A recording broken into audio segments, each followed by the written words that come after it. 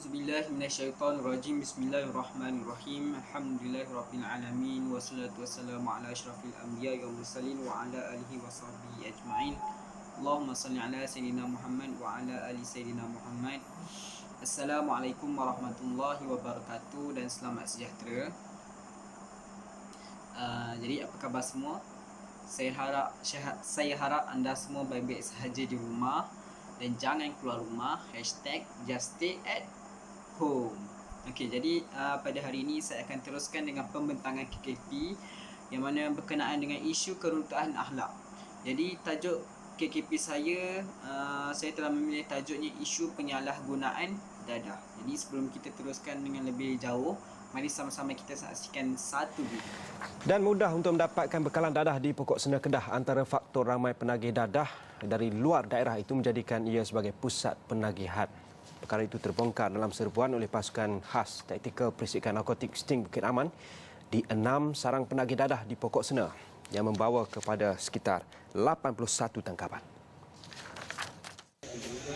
Operasi menerusi Op Sarang Khas 2 selama 2 hari itu berakhir pada Isnin. Selain Sting, turut terbabit dalam operasi itu adalah pegawai Agensi Dadah Kebangsaan AADK. Timbalan Komander Pasukan Khas Taktikal Perisikan Narkotik Sting Bukit Aman, Datuk Abdul Jalil Hassan berkata, seorang remaja perempuan berumur 14 tahun antara ditahan dalam serbuan itu serta merampas pelbagai jenis dadah. Ia termasuk heroin seberat 9.66 gram, syabu 2.27 gram, ganja 1.3 gram serta daun ketum seberat 2 kg dan air ketum siap diproses sebanyak 2 liter. Khusus di kawasan pot-pot yang dipanggil sarang-sarang penagih-penagih dadah yang mudah untuk mendapat bekalan-bekalan dadah, baik secara kecil-kecilan atau juga penagih-penagih. Dan kita yakin dengan kerjasama berbagai-bagai agensi dadah di negeri Kedah ni, kita yakin pot-pot ini akan dapat ditutup sama sekali dan kita mengalu-alukan juga maklumat-maklumat daripada orang ramai, khasnya orang kampung di sekitar Pokok Sena untuk meneruskan penyaluran maklumat penagihan atau bekalan-bekalan dadah di kawasan Pokok Sena. Kesemua yang ditahan dibawa ke Ibu Pejabat Polis Kontingen IPK Kedah untuk tindakan lanjut. Kes disiasat mengikut Seksyen 3-1 dan Seksyen 6-2-C Akta Penagih Dadah 1983. Bagi kesalahan mengikut penggunaan ketum, kes disiasat mengikut Seksyen 30-3 Akta Racun 1952. Jadi berdasarkan video tersebut dapat sama-sama kita saksikan satu berita yang mana berkisar tentang isu penyalahgunaan dadah yang berlaku di dalam negara kita dan juga berlaku pada zaman kini. Jadi bertepatan dengan tajuk KKP saya, isu penyalahgunaan dadah, ingin saya mengupaskan 4 aspek. Yang pertama dari segi pengertian, kedua faktor, ketiga kesan dan juga keempat penyelesaian bagi isu ini. Jadi pertama sekali mari sama-sama kita tahu dulu apa maksud dadah, apa dia pengertian dadah. Jadi dadah dalam bahasa Arab adalah al-mukhaddirat yang mana bermaksud benda-benda yang boleh menyebabkan hilangnya pertimbangan dan kewarasan seperti morfin dan juga ganja. Jadi dadah ini ataupun kita tahu dia adalah satu bahan ataupun makanan yang mana boleh menyebabkan seorang itu mabuk dan juga gila ataupun hilang akal. Jadi dadah ni juga mempunyai pelbagai bentuk. Ada yang bentuk pil, ada yang bentuk cecair, ada juga bentuk serbuk. Jadi kemudian pengertian dadah ini boleh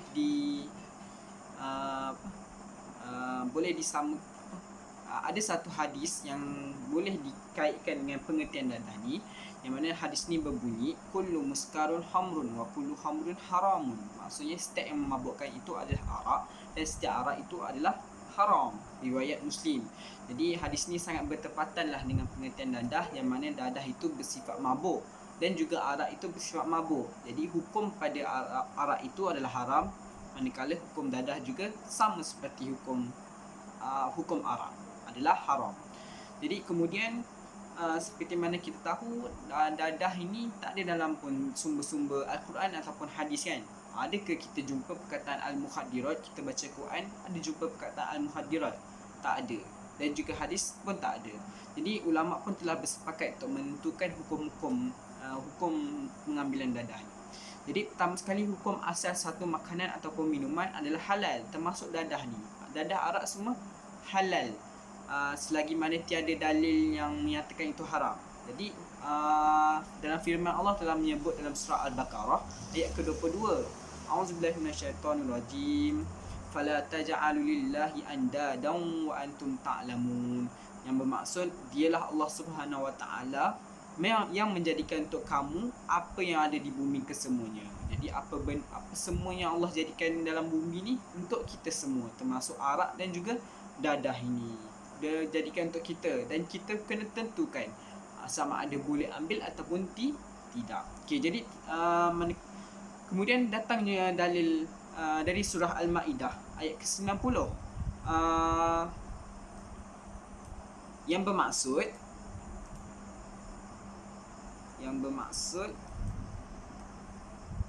wahai orang-orang yang beriman, bahawa sesungguhnya arak dan judi dan pemujaan berhala dan mengundi nasib dengan batang-batang anak panah adalah semuanya kotor dari perbuatan syaitan. Oleh itu hendaklah kamu menjauhinya supaya kamu berjaya. Jadi dalam dalil ni dalam surah Al-Maidah ayat 90 yang menyatakan 4 perkara yang perlu kita jauhi: arak, judi, pemujaan berhala dan juga mengundi nasib. Allah telah sebut suruh kita jauhi, sebab itu adalah salah satu perbuatan syaitan. Dan apabila Allah telah menyebut suruh kita jauhi, maka benda itu adalah haram. Jadi jelas kat sini dalam Al-Quran Allah telah bagi dalil dalam surah Al-Maidah menyatakan 4 perkara itu adalah haram diambil, dan juga hadis tadi yang saya baca juga menyatakan haram diambil. Jadi jelas dadah yang bersifat mabuk yang boleh disamakan dengan arak ini adalah jelas hukumnya adalah haram. Jadi kemudian saya pergi pada faktor-faktor penyalahgunaan dadah. Jadi saya datangkan 3 faktor, antaranya yang pertama rakan sebaya. Kenapa rakan sebaya menjadi faktor? Okey, jadi rakan sebaya ni merupakan rakan kita, rakan yang sama umur dengan kita ataupun atas sikit ataupun bawah sikit. Jadi rakan sebaya ni sangat mempengaruhi kerana kita waktu dalam kehidupan kita, waktu paling lama adalah waktu remaja, dan juga waktu remaja ni adalah waktu yang senang sangat dipengaruhi, sebab waktu remaja ni adalah waktu kita perubahan, waktu kita nak membesar, waktu kita nak berfikir lebih jauh, kita nak tentukan masa depan kita adalah waktu remaja ni. Jadi waktu ni lah senang yang dipengaruhi. Jadi faktornya adalah berkawan dengan orang yang tidak sihat. Orang yang tidak sihat kat sini bukanlah maksud orang yang sakit jantung ke, orang yang lemah ke, apa benda ke. Jadi maksud orang yang tidak sihat sini adalah orang yang mempunyai gaya kehidupan yang tidak berfaedah. Maksudnya dalam kehidupannya dia buat benda-benda yang tidak berfaedah dan tidak bermanfaat, ataupun aktiviti yang melalaikan. Contohnya mengambil dadah ni lah.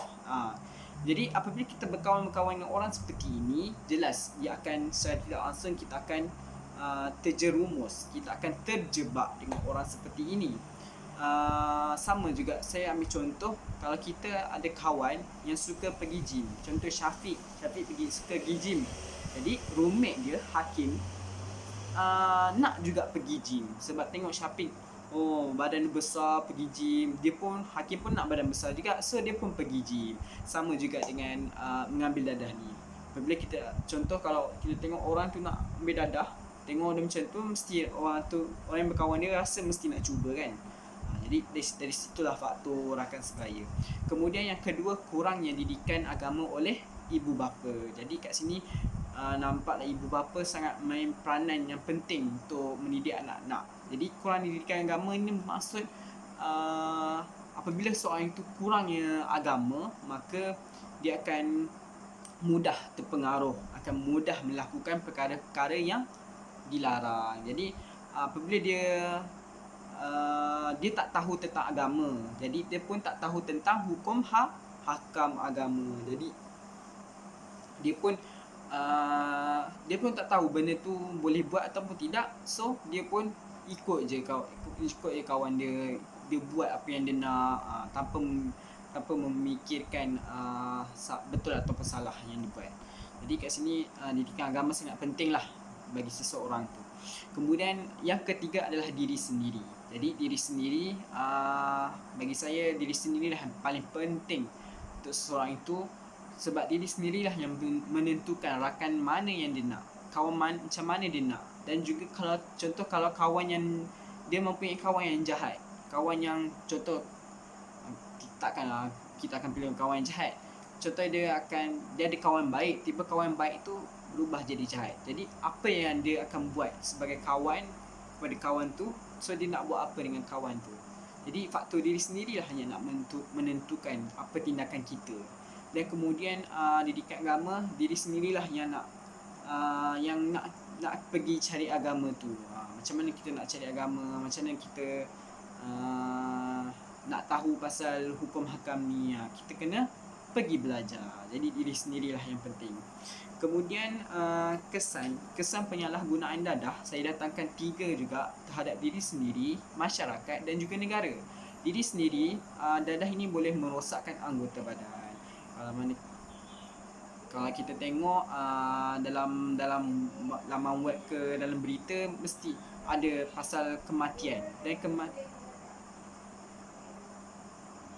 jadi dadah ni boleh menyebabkan seorang itu kematian apabila dia mengambil dadah dengan berlebihan. Jadi jelas ia dapat merosakkan anggota badan. Jadi kemudian terhadap masyarakat pula, keharmonian dan suasana hidup masyarakatnya menjadi tidak tenteram. Jadi masyarakat sekeliling berasa tidak tenteram disebabkan ramainya penagih dadah. Sebab penagih dadah ni kita tak tahu apa tindakan dia selepas ambil dadah. Ada yang lepas ambil dadah, ada yang mencuri, ada yang merompak, ada yang merogoh dan sebagainya. Jadi menyebabkan masyarakat sekeliling tidak tenang dengan perbuatan penagih dadah ni. Jadi jelas itu adalah kesan orang penyalahgunaan dadah. Kemudian terhadap negara pula, peningkatan kes penyalahgunaan dadah di sebuah negara. Jadi apabila ramai yang menagih dadah ni menyebabkan kes-kes jenayah ambil dadah ni semakin meningkat, menyebabkan pelancong-pelancong di luar negara kurang yang datang dalam negara kita sebab dia berasa takut nak menjejak dalam negara kita sebab banyak jenayah. Jadi dia pun rasa macam tak aman, tak selesa lah nak datang negara kita. Kalau datang pun nanti dia kena rompak, habis dah tak ada duit nak melancong dalam negara kita kan. Itu adalah kesan terhadap negara. Kemudian penyelesaian isu penyalahgunaan dadah ni, yang pertamanya peranan ibu bapa lah sangat penting. Beri perhatian yang serius terhadap anak-anak. Kalau mana kita tahu dalam peribahasa tersebut, menentu buluh biarlah dari rembunya. Jadi dari awal lagi, dari kecil lagi, ibu bapa perlu beri perhatian yang serius. Kalau dari kecil kita tak beri perhatian, anak itu akan rasa terpinggir dan rasa macam berani nak buat apa-apa. Dan sebab ibu bapa dia tak ambil kisah tentang anak dia, jadi anak-anak ni lah kita perlu didik dia, kita perlu kasih apa yang perlu, belajar agama, bagi dia faham betul-betul, baru boleh biarkan dia. Kemudian ibu bapa ni juga perlulah dari kecil ni perlu amalkan solat, sebab solat ni dalam Quran telah sebut as-solat tanha 'anil fahsya wal munkar. Jadi solat ni dapat mencegah seseorang itu daripada kemungkaran, fahsya wal munkar, seseorang itu daripada kejahatan dan kemungkaran. Jadi jelas bila seorang itu kuatnya solat, selalu amal solat tak tinggal, insya-Allah perkara-perkara yang dilarang ni insya-Allah dia dapat dijauhi. Kemudian peranan pemimpin. Peranan pemimpin adalah untuk menjatuhkan hukuman yang setimpal. Kalau mana kita tahu dalam negara kita banyak dah hukuman yang ada dalam negara kita. Dan kalau kita tahu jenayah dadah ni bukan dah baru lagi, kan dah lama kan. Jadi jelas menunjukkan hukuman orang yang ambil dadah ni dah ada dah. Jadi kenapa masih ramai lagi ambil dadah sedangkan hukuman tu dah ada? Adakah hukuman tu tidak setimpal dengan jenayah dadah? Jadi pemimpin perlu kaji balik macam mana boleh ramai lagi orang ambil dadah ni sedangkan hukuman dah ada. Jadi kemudian ada satu isu yang menarik perhatian saya, yang mana bekas Menteri Belia dan Sukan menyatakan kerajaan percepat jadikan penagihan dadah bukan jenayah. Jadi bekas menteri ini telah menyatakan untuk menukar jenayah dadah ni adalah bukan satu penagihan dadah ni adalah bukan satu jenayah. Dia akan buat penagihan dadah ni adalah satu perkara yang dilarang lah, yang bukan dalam yang mana orang yang berdadah ni tak akan dapat hukuman. Dia akan dapat motivasi pemulihan sahaja tanpa hukuman. Jadi adakah anda semua bersetuju dengan statement ini? Okey, bagi saya sangat tidak bersetuju, yang mana apabila kerajaan menukar penagihan dadah ni bukan jenayah, dia akan menyebabkan orang-orang yang di luar sana, orang yang biasa ambil dadah ni mengambil remeh-temeh terhadap isu ini. Lagi-lagi dia senang menghasut orang-orang baru. Sebab apa dia mengambil remeh-temeh ni? Sebab dia akan menganggap isu dadah, pengambilan dadah ni dia akan dia akan menyebabkan dia akan berfikir macam ni lah. Dadah ni bukan jenayah pun, bukan dapat apa pun, at least dapat kata-kata dari kaunselor, macam tu je. Jadi menyebabkan ramai orang berfikir macam tu. Jadi akan bertambah lagi penagihan dadah. Jadi saya sangat tidak bersetuju dengan statement yang dikeluarkan oleh bekas Menteri Belia dan Sukan itu. Jadi terakhir sekali saya kongsikan sedikit statistik yang mana statistik penagih dadah mengikut tahun dari 2014 hingga 2018 yang dikeluarkan oleh Agensi Anti Dadah Kebangsaan, yang mana dari 2014 hingga 2018 menunjukkan statistik adalah menurun. Jadi jelas kat sini langkah-langkah yang dijalankan oleh kerajaan dan badan-badan NGO jelas menunjukkan adalah berkesan, walaupun berkurang sedikit demi sedikit, lama-lama menjadi kosong, tak ada orang yang menagih dadah. Dan kalau kita tengok dah banyak dah wujudnya pusat-pusat pemulihan dan penjagaan seperti orang yang berdadah ni, mana pusat ni berfungsi untuk memulihkan semula orang yang berdadah, memulih dan menjaga, merawat semula orang yang berdadah ni, sama ada dari segi kesihatan ataupun pemikiran, motivasi terhadap mereka. Jadi jelaslah ia boleh mengurangkan jumlah kes penagihan dadah. Dan akhir kata daripada saya, dadah ni memang merosak kehidupan seseorang. Jangan silap memilih jalan hidup. Jadi saya menasihatkan agar kita sama-sama menjadikan diri kita ni lebih baik di masa akan datang, kerana kita tak tahu masa depan kita macam mana. Masa akan datang kita orang jadi baik ke jahat. Jadi bila kita berusaha menjadi lebih baik, insya-Allah masa depan kita akan lebih terjaga. Jadi akhirul kalam, assalamualaikum warahmatullahi wabarakatuh.